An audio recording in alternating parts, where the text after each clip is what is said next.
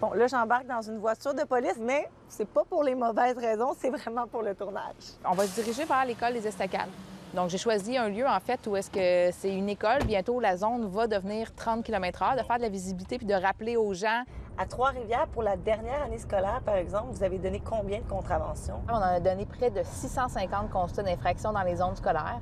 Donc, ça représente un chiffre qui paraît énorme, mais qui est tout de même moindre que celui de l'année précédente. Donc, ça démontre peut-être que le comportement routier s'est amélioré à ce niveau-là.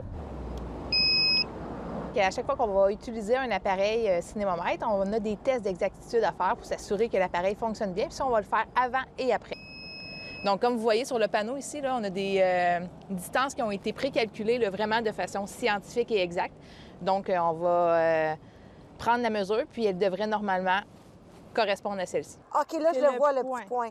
OK, je le vois. Combien de temps je reste? Si vous prenez un véhicule plus près, ça va être plus simple. 37 km/h.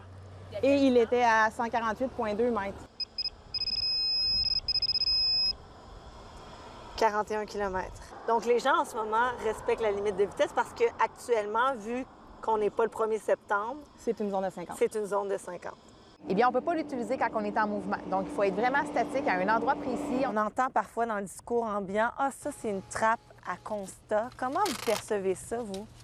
On entend les deux, par contre. On entend parfois qu'on n'est jamais là, puis d'autres fois qu'on va dans les trappes à tickets, comme que vous l'avez mentionné. Un constat, c'est un peu une méthode de prévention aussi en même temps, parce qu'on va prévenir peut-être de futures infractions, de futurs accidents. Qu'est-ce qui est bien avec le cinémomètre Doppler, c'est qu'on peut décider de l'utiliser de façon unidirectionnelle ou bidirectionnelle. Ça veut dire qu'on pourrait décider de capter juste les véhicules qui s'en viennent vers nous ou juste ceux qui s'éloignent. On sent que le son devient plus aigu. Est-ce que ça signifie quelque chose? Oui, en fait, la tonalité va changer selon la vitesse qui est captée. Donc, plus le véhicule va vite, plus le son va être aigu.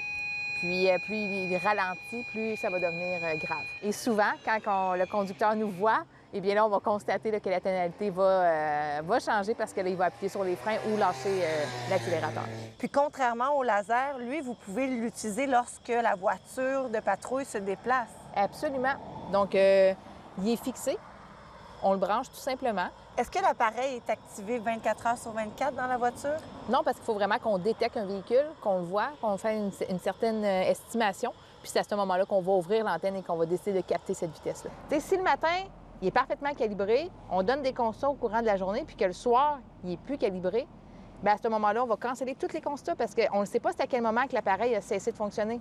Ici Valérie Gendron, Radio-Canada, Trois-Rivières.